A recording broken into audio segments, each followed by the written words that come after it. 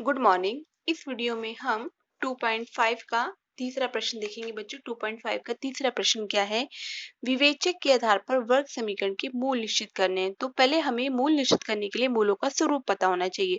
तो बच्चों हम साइड में लिख लेते हैं कि यदि बी स्क्वायर माइनस 4ac का मान यदि 0 है तब क्या होता है? हमारा वास्तविक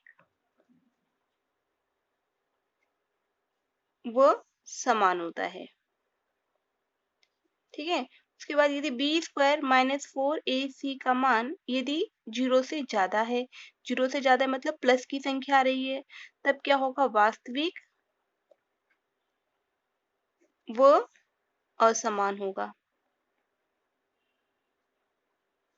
और यदि बी स्क्वायर माइनस 4ac का मान यदि 0 से कम है तो क्या होगा? वास्तविक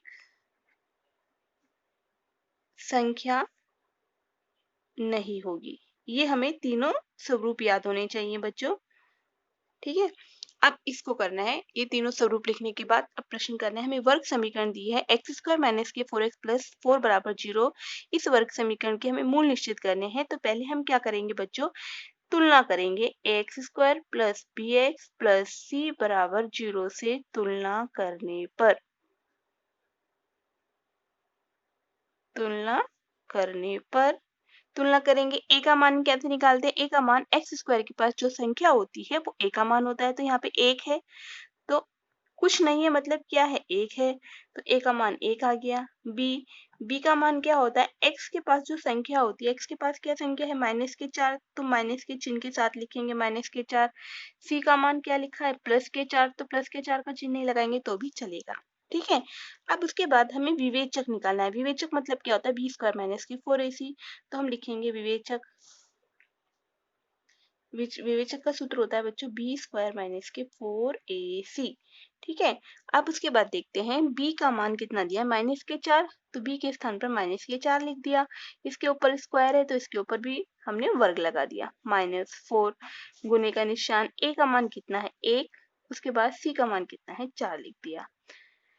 उसके बाद माइनस का जब वर्ग करेंगे बच्चों, माइनस के ऊपर जब भी कोई सम संख्या होती है तो उसका जब हम वर्ग करते हैं तो उसका आंसर प्लस में आता है। और 4 का ऊपर 2 लिखा है, फिर उसके बाद 4 का करेंगे तो 4 के ऊपर 2 मतलब कितना होता है? 4 गुने 4, और 4 के 4 में गुणा करेंगे कितना आ गया? 16, माइनस का चिन्ह। ठीक है। उसके बाद 4 एकम 4 और 4 चौक 16, 16 आ गया। एक के पास प्लस और एक का माइनस का चिन्ह है तो प्लस माइनस चिन्ह मतलब कितना आ गया? घटाएंगे तो 0 आ गया। यानी कि हमारा बी स्क्वायर माइनस 4ac का मान हल करके कितना आ गया? 0 आया। जब 0 होता है तो वर्ग समीकरण की देखो, यहाँ पर देखो पहला ही में ही, जब बी स्क्वायर माइनस 4ac का मान हल करके जब 0 आता है तो जो उसके मूल जो होते हैं वो कैसे होते हैं? वास्तविक व समान होते हैं। तो लिखेंगे बी स्क्वायर माइनस के 4ac बराबर 0। इसलिए वर्ग समीकरण के मूल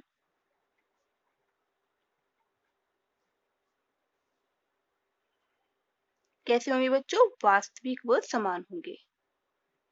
वास्तविक व समान होंगे। अब उसके बाद दूसरा देखो, दूसरे में दे रखा है एम स्क्वायर प्लस के 2m प्लस के 9 बराबर 0। ये वर्ग समीकरण m में दे रखी है।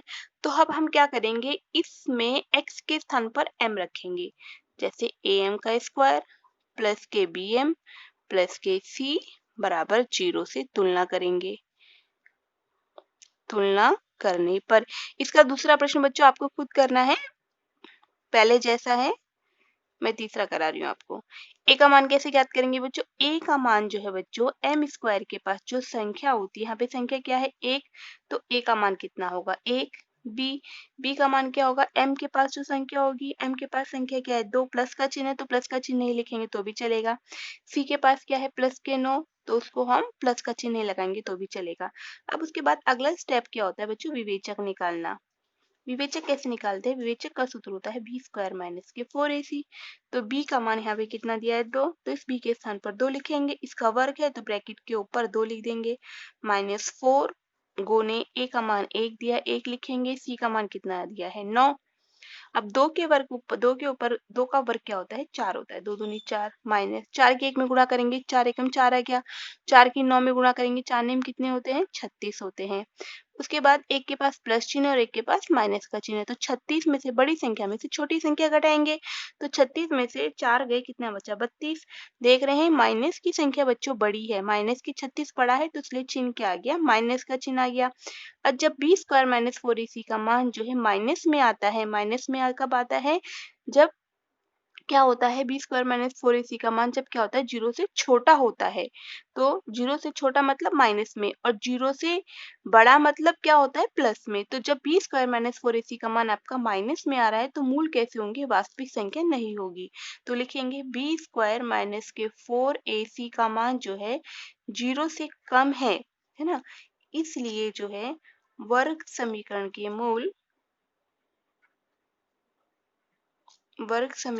मूल वास्तविक संख्या नहीं होगी, वास्तविक संख्या नहीं है।